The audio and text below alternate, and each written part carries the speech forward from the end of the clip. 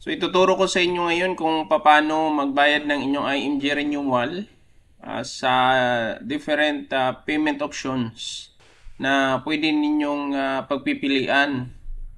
So ang isa sa mga pinaka-common at lagi namin ginagamit is NeuraCash, money remittance, back deposit at online bank transfer. At the same time sa GCash. So I hope this video will help you and guide you. So, isa sa mga ginagamit natin is unahin natin itong online bank transfer at ang through GCash. So, tanong na iba, pwede magbayad through GCash? Yes. Ang gagawin po ninyo, open your GCash account, click nyo po transfer, and then pili ka dyan sa mga bank account na mayroon din yung IMG. And then once na nakapili na kayo, account name, ilagay ninyo International Marketing Group, account number ng bank na pinili ninyo, at of course, yung pinaka-importante, email. So even though it's optional, dyan po kasi ipapadalang resibo na gagamitin natin sa pag-upload natin online. And then you can double check sa email ninyo, sa spam kung ando na po yung resibo na yan. But of course, wag ninyong kalimutan yung amount. So yung amount is 1,500 pesos. Kagaya sa una nating video, panoorin nyo po yun kung magkano ang babayaran ninyo at kung gusto nyo po mag-advance. And then click confirm. At once na na-confirm nyo na, lalabas po ito. Ito ay hindi po proof of payment. At ito ay kapag ginamit natin ito sa pag-upload, madi-decline po yan. Okay, at dahil ayan ay dahil ang screenshot na yan is being processed pa lang. It's not a successful transfer. So sa email po ninyo, makakatanggap po kayo ng ganito na may nakalagay successfully transferred. So ito po yung gagamitin natin with complete information sa pag-upload po doon sa online payment. Again, sa simula, wag ninyong kalimutan ilagay yung email address ninyo na para ma-access ninyo or mapadala ni GCash yung resibo. Okay, so once na may screenshot na kayo nito, successfully transferred, pupunta na tayo sa payment option at ito i-click na po natin online bank transfer.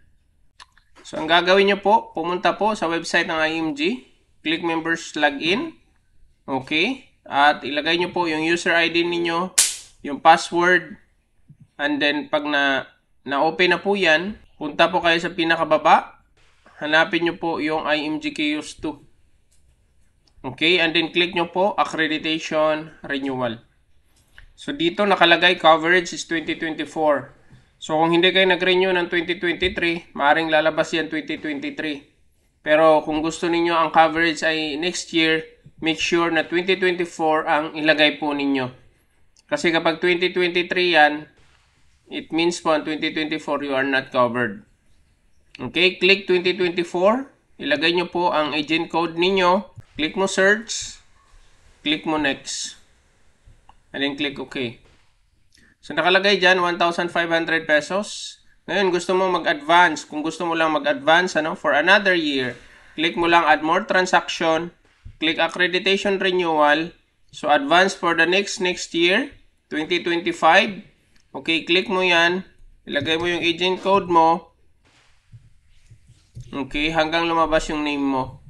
Then click mo search and then click mo next and then click OK. So the same thing, kung gusto mo pa magdagdag hanggang 2026 until 2027, add more transaction at nakalagay na po yan.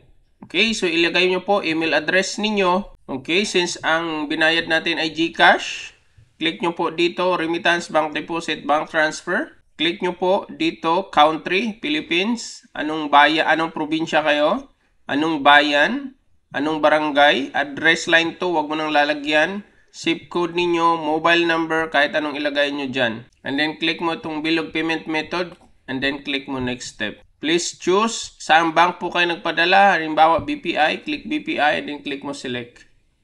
And then click here to send us the proof of payment for verification.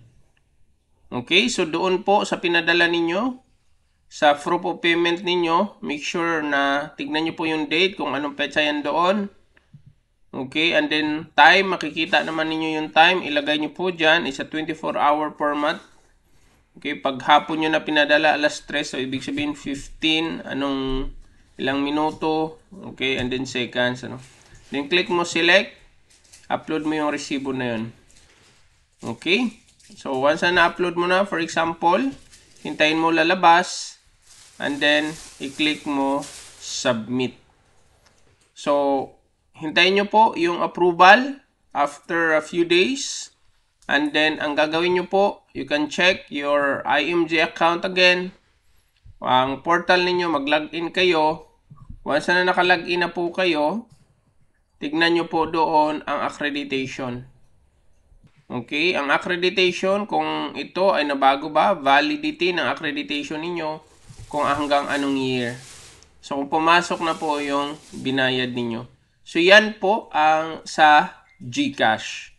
So ngayon na pupunta tayo, online transfer gamit yung mobile account ninyo, mobile banking ninyo, BDO ka man, BPI, Union Bank, okay, Metro Bank, ano. So pwede tayo magbayad through online.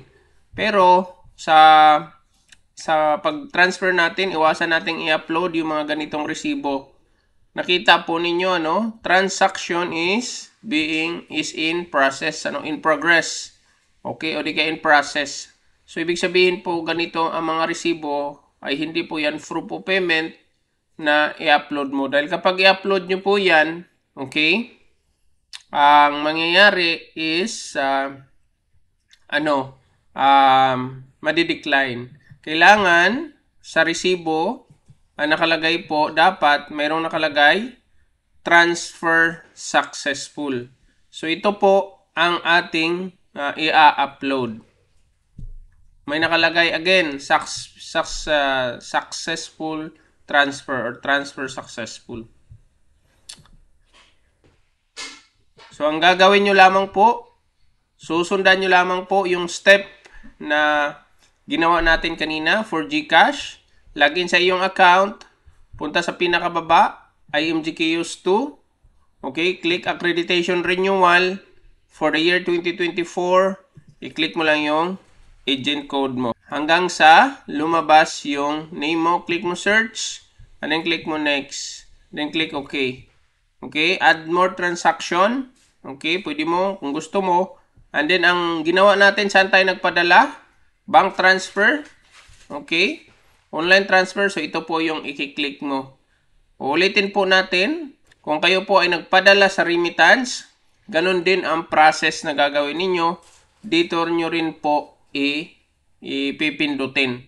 Okay, so remittance, bank transfer, bank deposit.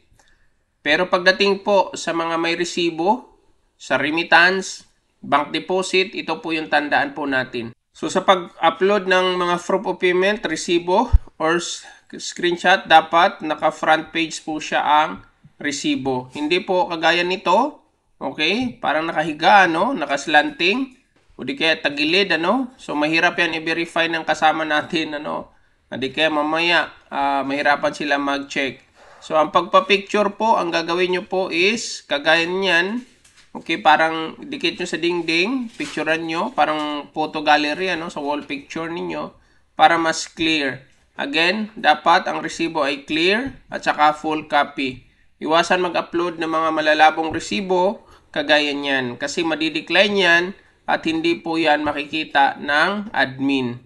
Okay, make sure sa resibo yung mga detalye clear and readable.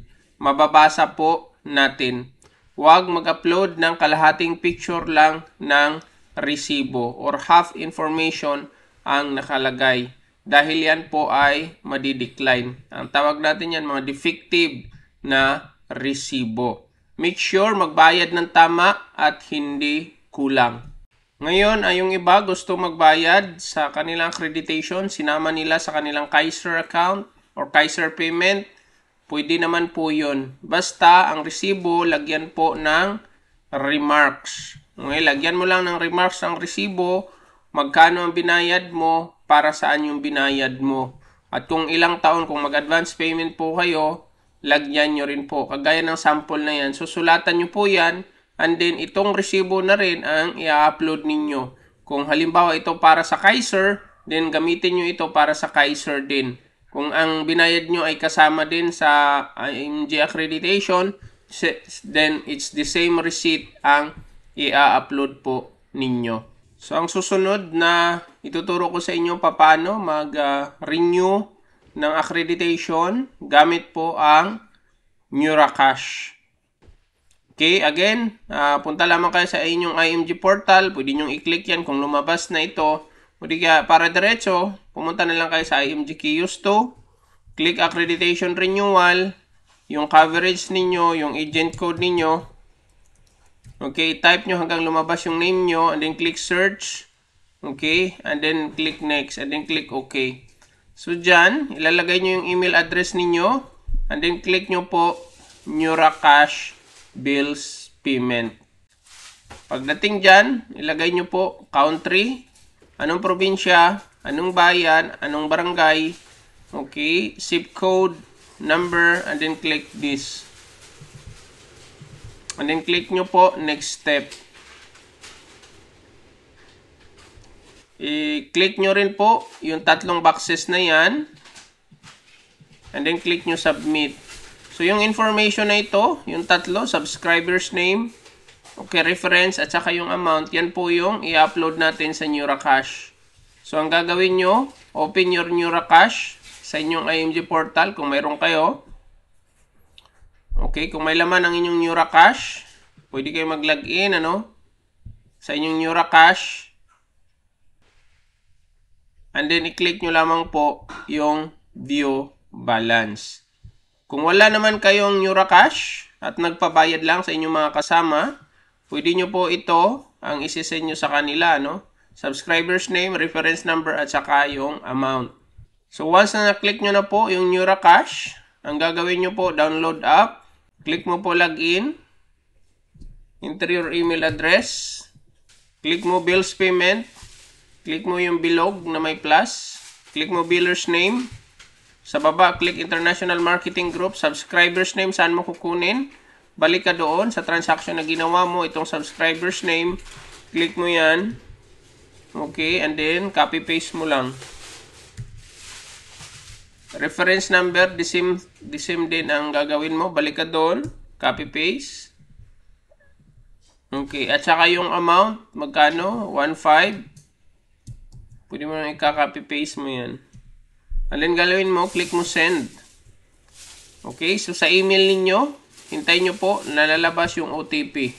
So ang OTP, kopyahin mo lang yan.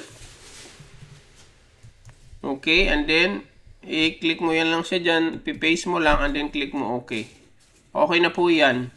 Okay, ang NeuraCash, ang isa sa mga pinakamabilis na, na transaction, payment approval within 24 hours.